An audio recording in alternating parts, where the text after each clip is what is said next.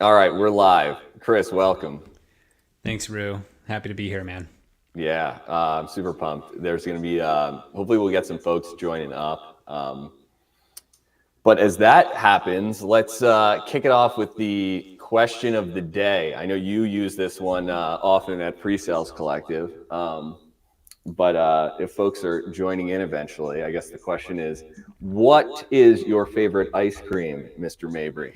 Yeah. Yeah, so we actually do a lot of icebreakers in our team meetings now. Uh, My director of enablement, Liz, said, "Chris, your meetings are a little boring. Can I just at least take over the icebreakers?" And she's totally right. And ever since doing that, it's been very helpful. So the ice cream one is funny because it's so simple, but quite controversial. I would say, and if you're in the Northeast, you know of a shop called Stewart's. It's like our gas station, but more kind of place. And they have an ice cream called Mint Cookie Crumble, which is kind of like mint chocolate chip, but with like cookies instead of chocolate chips. I would say that's my favorite one. that's awesome. Yeah. How Yeah. about you?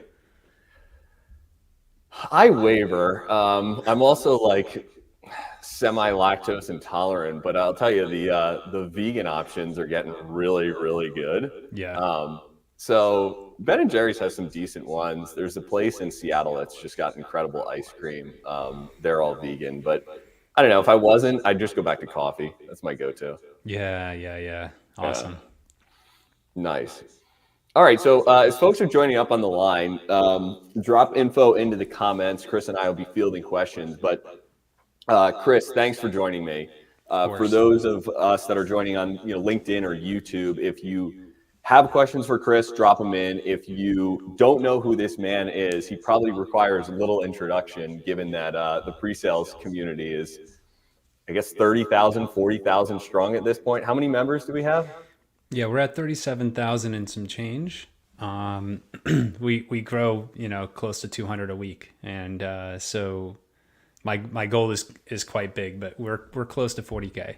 That's nuts. Yeah, So yeah, Chris is first and foremost a father, solutions engineering leader, and now the GM of the Pre-Sales Collective. Um, Today, Chris leads the Pre-Sales Collective organization, and he is passionate about long-term growth and sustainability of that organization. Sounds like getting from 37,000 on up. But Chris, thank you for being with us today. yeah. Thanks, Rue.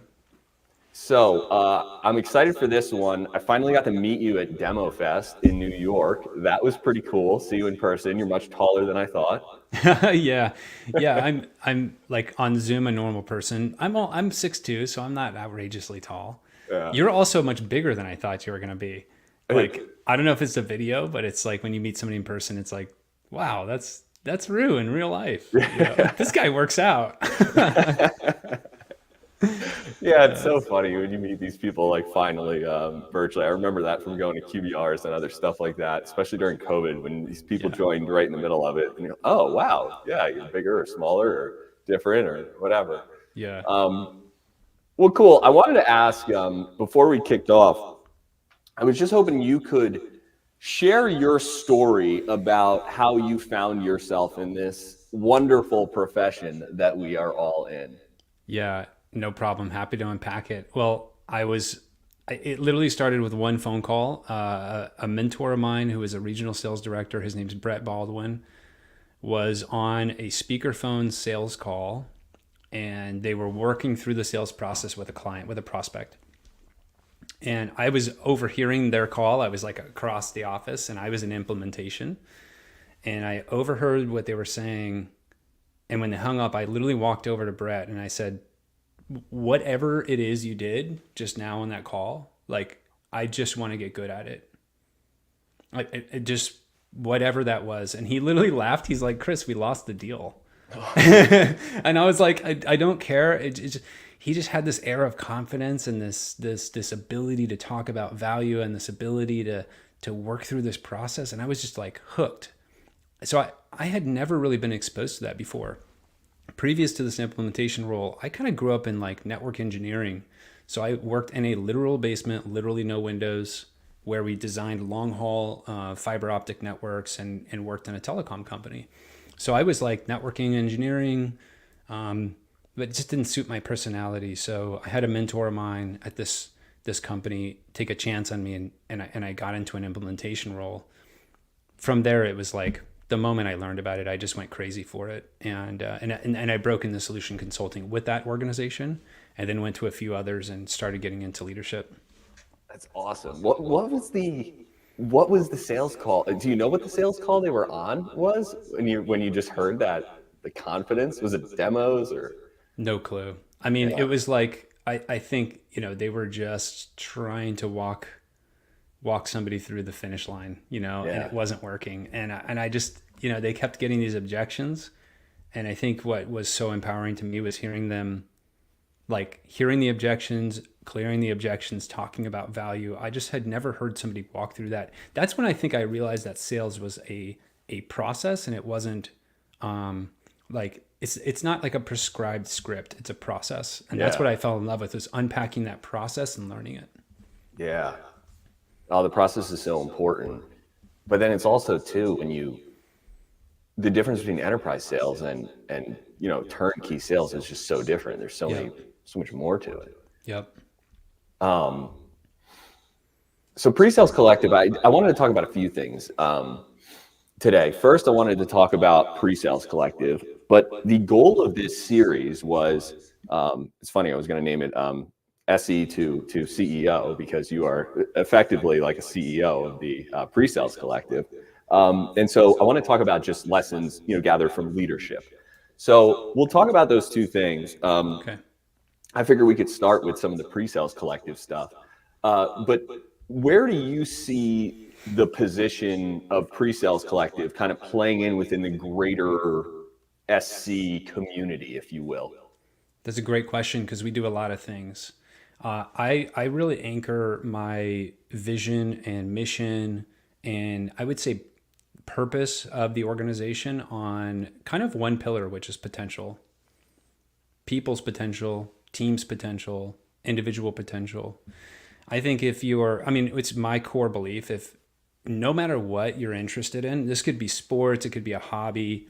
If you are actively pursuing professional development in some way, if you're investing in yourself, if you're consuming high level content on a regular basis, okay, you're consistently, you're attached to that newsletter, you're consistently getting updates. If you are making meaningful relationships, and not just what's your name, where do you work, if you're building meaningful connections in your space, then you are operating at a higher potential than if you're not. Period. Flat out. And it could be anything that you're into. So I would say the most exciting thing for me about PreSales Collective and playing a role in our profession is that we are uniquely designed to help people reach their potential. We're uniquely designed to influence, to bubble up and bring visibility and clarity into what good looks like. We're uniquely designed to foster connections and real meaningful relationships. So I'm jazzed about that side of PreSales Collective, and I think that's where we make the biggest difference. I love that. I think the best pre-sales folks, solutions, whatever you want to call them, are those lifelong learners. And I love what you just said about this community does allow you to reach your full potential if you want it, right? You just got to show up. You got to show up. You have to invest. You have to take the time. I mean, I would say, out of all the solution consultants I know, out of all the teams I've ran, out of myself growing through the industry, I don't think I work with people who don't want to learn. I've always told my teams, if you wanted an easy job, this is not it. Yeah. We like to work hard, but don't neglect yourself with that extra 10% you could be putting in by making meaningful relationships, by consuming high quality content, and by learning, because that's going to take, even if it's that 10%, it's going to take you so much further. Through PreSales Collective, I made some of the best connections I've ever made, and I still consider them friends today. I think we're uniquely designed to foster that. And that's what I see is, like, when I see people really leveraging it, getting into the conversations, really learning, that's what drives me. Yeah. No, I love that. It is really before this, it was crazy. There was nothing like this existed. It was just awkward networking on LinkedIn if you Right. wanted to. Right. Now the Slack is awesome. Cool. I mean, look, the field's changing so much. What you talk to pre-sales leaders, you're on the Slack all day. What trends are you witnessing right now in the Yeah. field? I mean, the trend we're seeing on social and other areas, but the trend I'm actually confirming by having one-on-ones with leaders. I'm set up with leaders every week. I have conversations with dozens of leaders across our industry. I'm doing more and more of that. We have a huge goal of talking to maybe 50 a quarter. And I'm confirming the fact that solutions consulting is expanding. A lot of thought leaders in the space are talking about this. Where I'm talking to leaders every week who are absorbing CX motions. They're absorbing sales motions. Yeah. They're getting asked to do marketing with blogs. I myself was part of a team that expanded well beyond demonstrations, and we got ourselves fully involved in go to market. This is the industry trend that I think is making the biggest splash at the moment. I think it's going to require a lot of upskill from our teams. We're all trying to do more with less. I think people are being careful. So I would say that's the trend to watch. Yeah, you've got these organizations that are, especially, I mean, there's so many things going on, right? It's like product led, there's consumption, there's all this other stuff. So what's happening? The pre-sales leaders are then being asked to own like post sales too? That's right. So they're getting, hey, we had a reorg earlier in the year. I've adopted I've talked to leaders who have SDR teams, CX teams, implementation teams. They're chatting in our Slack about how to build, how to design quotas. I talked to one leader. I don't know if this is the biggest trend. I talked to one leader who has open positions for quota carrying SEs. Wow. Which is totally different than the industry I joined. Yeah. I'm not against it because I mean, I was kind of an SE who always wanted to be a little in charge of my destiny. Yeah. But I'm just hearing enough of it to where I think it needs to be discussed. Leaders are looking to be empowered. Leaders are looking for other connections of people who are getting the same tasks. So that's common too. It's, hey, I just adopted this team. Who else is doing this? How did it work for you? Mm-hmm. So that's what I'm kind of seeing. Yeah, it's different to manage a post sales, let alone SDR or quota carrying folks. Like, totally it's not the pre-sales I entered. Right. I have talked to some more leaders that have done it, but yeah, it's going to be not only a skill switch, but a mentality shift. I mean, when you were an SC, would you have felt comfortable with a quota early on because you had that, own your own destiny, or no? Definitely not. Yeah. There's no way. I mean, when I just, broke into SE land, it was important that I knew Unix, and it was important that I could go out and install and fix problems. Yeah. That side of the house, I didn't like as much. But I would not have been comfortable. Now I would be. Yeah. But being in charge of revenue and sales, etc., gives me a lot of experience in that. But it's a shift. Yeah. I mean, Mark just put a great comment in the chat. If you want to bubble that one up. Yeah, we can post it here. Let's see. Mark said, I've seen SE job descriptions that read line for line exactly as an account executive. Didn't even mention demos. Yeah. It's true. I mean, Mark, you're onto something. It's like, yeah, it implies implementation, just like you said. It implies conversion, right? It implies the ownership of revenue. I've always kind of drew a line between sales and ownership of revenue and solutions ownership of solution. Yeah. This really blends that together. So it's something to be on the look for. This is great. I'm loving this stuff coming in here. Matthew over here got a good comment. Just fascinated by the trend of the SD quotas, especially as quota carrier. Oh, Matt, I didn't know you had a quota. Matt's doing great things. I definitely love connecting with Matt. I didn't know that. I'll have to have a conversation with you about that. Yeah, that's crazy. I've seen it at a couple other companies too, where it's just SEs have that quota. And it's very interesting too, because now one SE leader I was talking to, their SEs are being competed for by AEs because the SE has their number. Let's say it's $1 million. And if you've got 5 reps you're supporting, you're going to go to the one that's most likely to help you get to your number. So Yep. now it's almost like the AEs are dating the SE, like, hey, work on my deal because it's the most important. It's going to help you get to number. It's like, oh, that would be a very interesting dynamic to see flip, right? I mean, that opens up the whole conversation of like President's Club, everything, right? And then now it's like, yeah, Sean, he carried a number. Connor made a great point. On pro sales activities, I definitely see a lot of room. That's the thing, is I think a lot of us who have been in the space, we know we can make an influence there. And in some ways we kind of know we would do a better job, but we just haven't done it. Yeah. And maybe the market is forcing our hand. Maybe, we're realizing that, hey, if we go make an impact over there, we can make a better impression and influence on the business. Just a lot there. This is awesome. Keep the comments coming. We'll do a quick break. For those that are just joining up, I've got Chris Mabry, GM of the PreSales Collective. Super pumped about this. I was joking. We've got Tom Banton, I joke, was Professor Presales. I feel like, you're the president of Presales at this point. So we'll play around with that. Keep comments coming in. If you got questions for Chris, drop them in as well, and we'll field that stuff. Moving right along. Man, Chris, how many months have you been at this now? 5.5 months. Jeez. I could almost tell you how many days. What's your favorite part?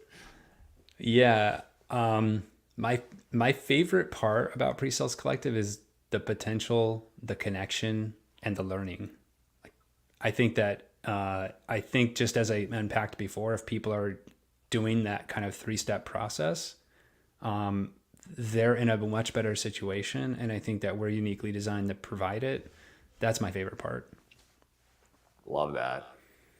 Yeah, there's this idea to be able to foster that learning and the potential of folks. I want to switch gears a little bit. And you said something about pre-sales folks being learners. And I actually do some studies on this. Because one of the workshops I do is around values and behaviors. And it's fascinating. SEs are typically, the number one value that I see is a value of valuing learning and education. Number 2 is interesting. It's economic, but that doesn't necessarily mean money. That means usually like results and money. Learning is very high up though. I would be curious, what drives Chris Mabry more than money? Oh man, with the caveat that my children and family are absolutely number one. Obviously, I love spending time with my kids. It's honestly, it's people. Like, people mean, when you step back, it's like, what else do we have? People are everything. And I think that it's almost rare, but extremely important when you meet somebody that you feel a genuine connection with, like an actual connection with. Like when I met you, it was pretty obvious right away that we were on the same path, right? It was just very easy. I think that is worth everything, because you can go through, if you build and own teams, you know this, but you can do anything with the right people. And I think personal life, professional life, maybe they blend more than that, but I think that's my favorite part of this world. Yeah. No, you're right. At the end of the day, you have like the relationships with great people. Yep. Matthew, love this. The real questions. Yeah, we'll talk about the touchy-feelies next time we get together for a demo fest. Let's see. These comments in the chat are awesome here. Got one from Heather just talking about quotas scare me. I definitely get that. They would have scared me, especially as a more junior SC. And then you're working with typically reps that maybe are a little bit junior as well. So that could be interesting here. Yeah. And on that point on negotiation and pricing, that's always scary at first. I think pricing is always weird to me because you just don't know a lot of the time. But if you do the right amount of competitive intelligence, if you really understand the market, pricing just speaks to you. You know exactly where you should be. Without it, it's really hard. Yeah. Yeah, it's great here, Heather. It's something where these are skills that probably don't come in early in your SE career. It just takes some more experience to be more comfortable there. Let's see here. So sticking with the personal theme, I talk to SE leaders and I hear all sorts of stuff like what's most important. And achievement and hitting the number is definitely top of mind because let's be honest, it's really hard to be motivated when you're never hitting number each year. But besides that, what are you thinking about beyond achievement number? Like what's going on in the back of your mind as a leader? Yeah, organizational outcome, revenue, all that is obviously a key role, a key part of my role. But here's my test: if you're in a social situation and somebody asks you where you work, are you proud to say where you work? Are you excited to talk to them about what you do? That's my litmus test on team. So if the answer to that question at a happy hour, at a dinner party, whatever it might be, if you're proud to talk about what you do at work and where you work, then that means you have a good team. So I'm consistently thinking about, does that moment make sense to my team? Does it are the people on a clear path to progression in their career? Is it understandable? Is it measurable? So I'm highly focused on providing the path and allowing that to grow. Wow. As you said that hit me because I do remember making the move from SE to AE and thinking like, you tell people you're in sales and immediately it's like, oh, all right. I was like, ugh. Yeah. And I didn't like have the proud appreciation for sales like I now do. Now I'm so pumped when I tell people I'm in sales. I tell people I'm in sales, or I tell people, yeah, I teach engineers how to sell. They're like, that's awesome. So I'm very passionate about it. But yeah, if you don't have that passion, that's so hard for the team. How do you create a high performing team without that? Exactly. And just as Mark commented, it's evangelists, right? You have to foster the environment. You have to allow people to learn. You have to, there's so much to it. It's so much more than just management. Management, leadership are totally different things. ICs can lead, managers aren't necessarily leaders. But if you're really in charge of and responsible for the success of your team and organization, that comes first. That's so good. I like how you just said that. Managing and leading are completely different. Love this stuff, Mark. Keep this stuff coming. Are you excited about your work? Yeah. Exactly. Yeah, it's so big. Just leadership and being a leader is just so important in this, especially if you're in sales. You've got to guide folks. Yep. Cool. Keep this stuff coming. For those, again, joining up late, we've got Chris Mabry on, GM of the PreSales Collective. Chris, we're going to get into some stuff that I've got an audience here that are a lot of folks that are newer to the pre-sales profession or solutions profession. So looking back, I guess before I ask this question, can you run through that progression again? You started off in implementation, but then you went into sales engineering, and then just talk about that, the transition from individual contributor to manager and then to pre-sales collective, because I want to ask the question on what advice would you give your younger self? But I don't want to ask that for just one thing. I want to ask that at each level that you've been through. Yeah. Well, the journey is much longer than that one, because I was at a startup when I was 17 years old. I was real quick in technology. It all came pretty easy. And I went to a startup and I was in customer service. And then I grew through technical support, technical support 1, 2, senior, all that. And then I graduated into engineering. And one of my number one, when I take a look in the review mirror on that, I actually had an opportunity to go into sales because they thought my personality would be fit and I do the tech really well. Yeah. And if I were to go back to my younger self, what I would say is don't be afraid of sales. Just to your point, which is I almost felt that it would be right, but I was like, no. I'm not a salesperson. And if I'm glad I did all the really hardcore technical, speeds and feeds of things, because it did influence my career moving forward greatly. Even in leadership, understanding how products work and how everything functions is super important.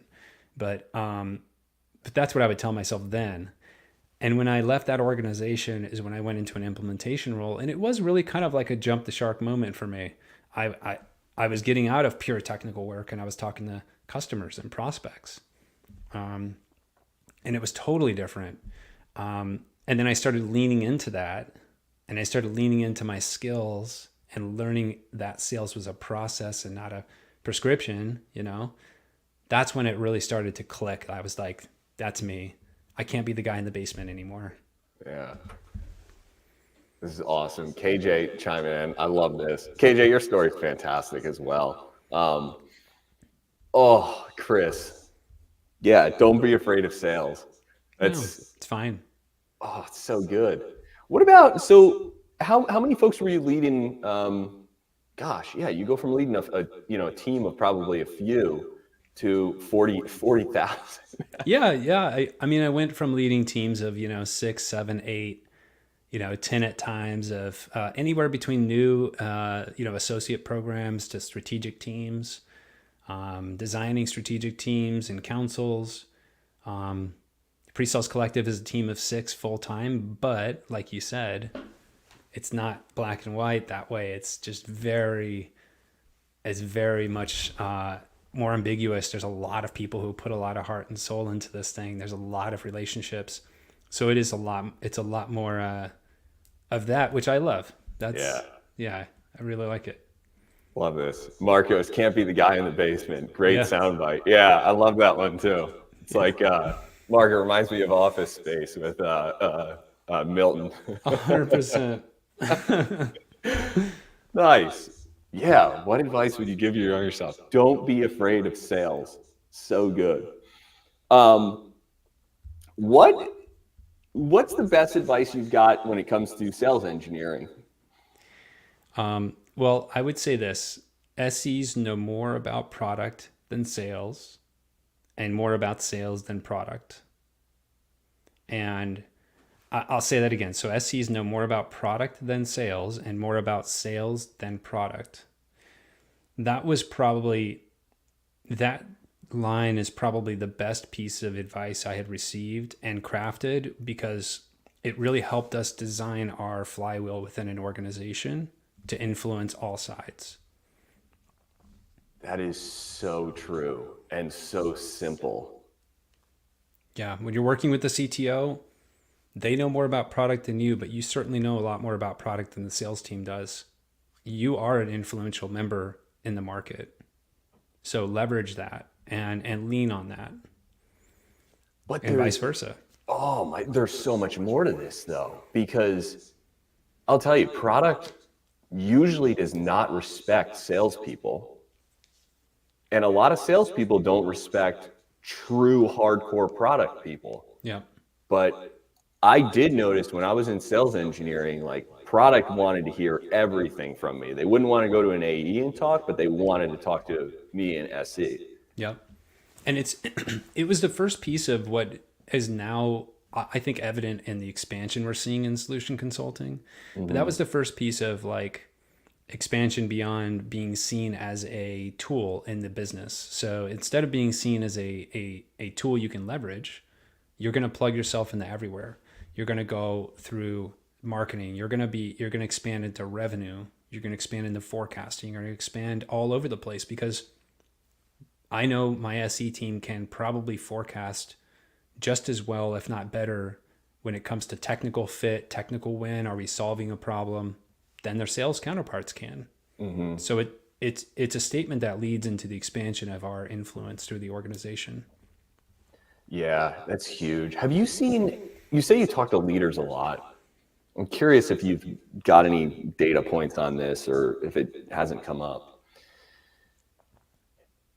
Are ratios changing positively or negative between AEs and SEs? It all depends on your motion.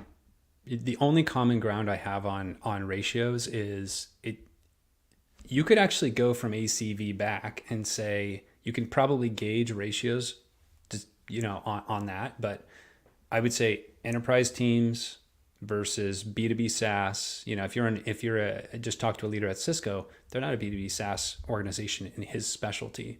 They do long-term large contracts. That's very, very still a one-to-one ratio, as it should be. So I'm seeing the ratios. I haven't noticed a trend of expansion there, but I've noticed that it's very dependent on your product set. Yeah. Yeah, I would definitely. I've been noticing the same thing, but I'm curious. Yeah, if we're seeing more of it, because there's more of a need for the solutions folks, but there's also less of it with product led and stuff like that. Cyber is down at like a 1-to-1, but I hate the ratio model anyway. Yeah. It just doesn't work. Let's see what else we got here. We got keep dropping stuff in the chat. This is good stuff. Let's see. Mark's saying the best SE teams plug them into product through AHA. I've seen AHA and ideation platforms to drive innovation. Love that. Yeah, let's see here. Similar experience here. KJ's on. Yeah, KJ with the high hands up. All right, so I got some more questions I wanted to ask. This is a question I ask all pre-sales leaders. So this is the Alpha Pre-Sales question. Okay. And trademarked. Yeah. And look, Alpha Pre-Sales is all about leadership and being truly, leadership is becoming who you are. All leaders are not the same. In fact, they're all completely different. But I always am looking and trying to diagnose like what makes excellent solutions consultants. And there's no one answer for it. Right. So I'm going to ask you a question, and I don't need you to name a person. I just want you to think of this person in your head, whoever comes to mind. All right. Okay. And then I'll ask you a question. All right. So the question to start with, to get this person in your head, is who is the best SE you have ever seen? You have someone up here?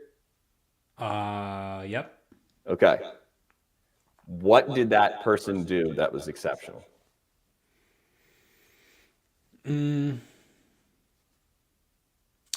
would say he was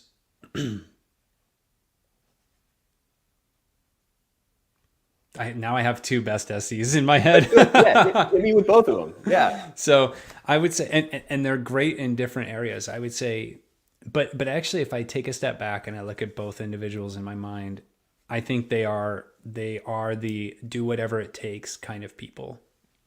The best SEs in my mind are the ones who, they don't pride themselves on saying no. There's a lot of that going on where people pride themselves on rejecting.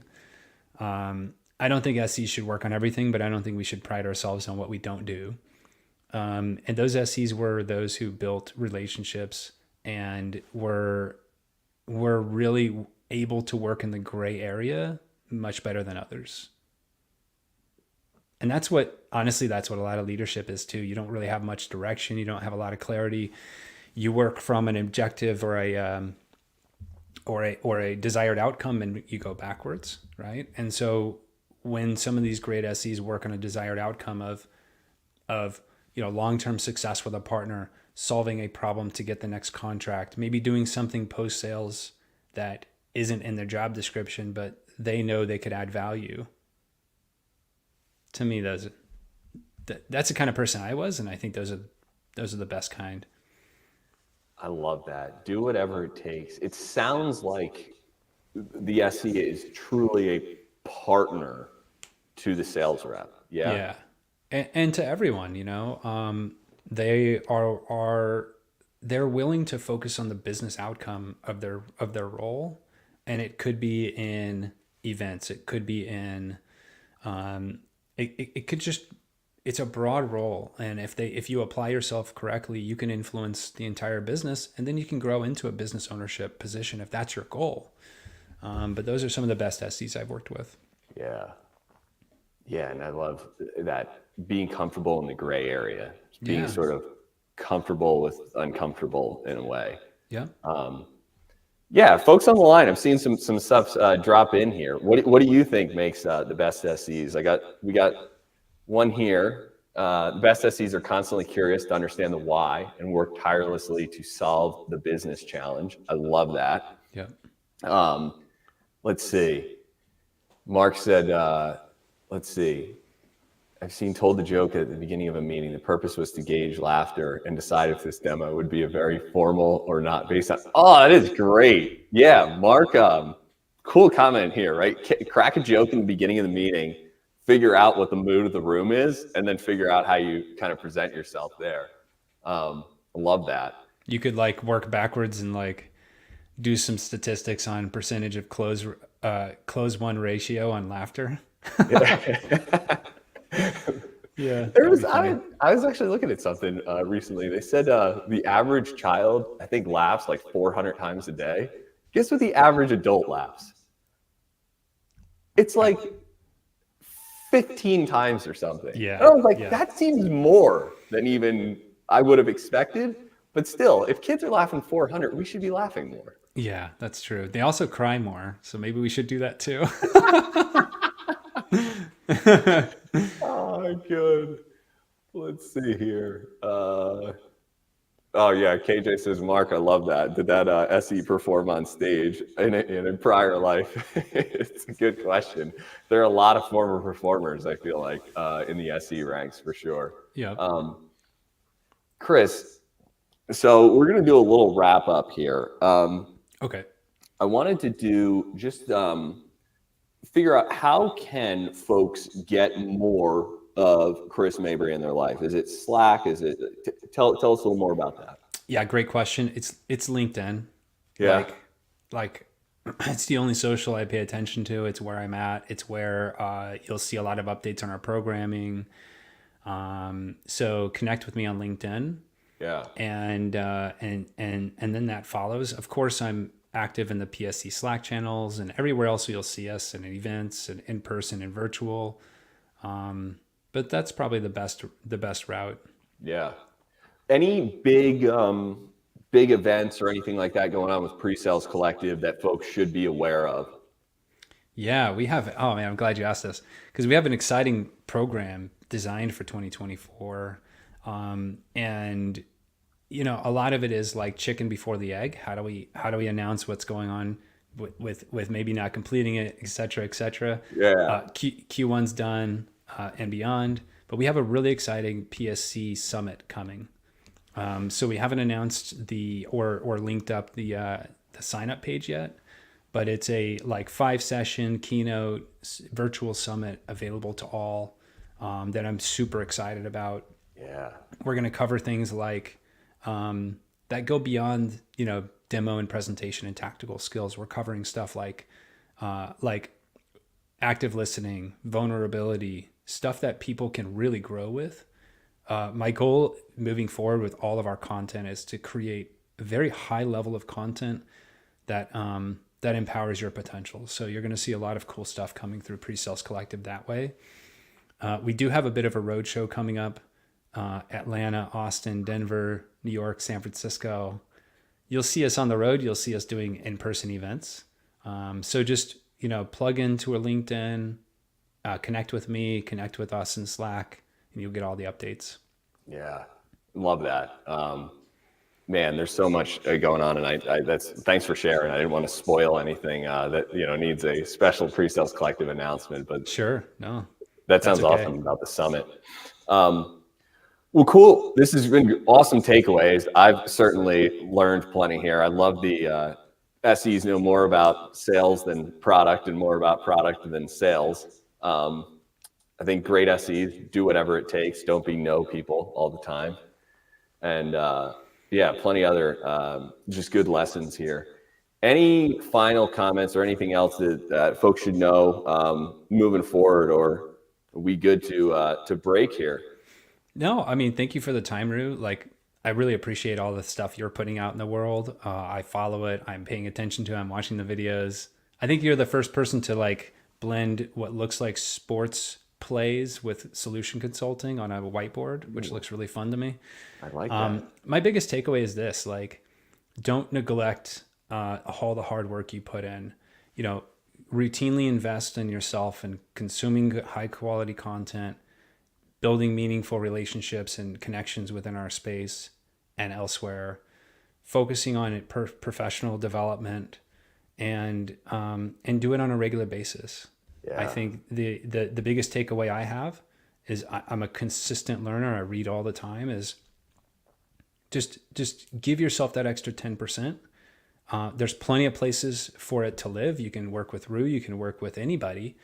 You can go through PreSales Collective. You can sign up for a newsletter somewhere. Just do something that helps you move the needle. Yeah. And don't be afraid to reach out and connect with others, especially if there's some common ground. You'll never regret it. Yeah. And don't be afraid of sales. It's a great. Don't be afraid of sales. Right? Be proud of where you work. Awesome. Chris Mabry, GM PreSales Collective. Thank you, Chris, for being on here. And we will be in touch. Thank you. Bye, everyone.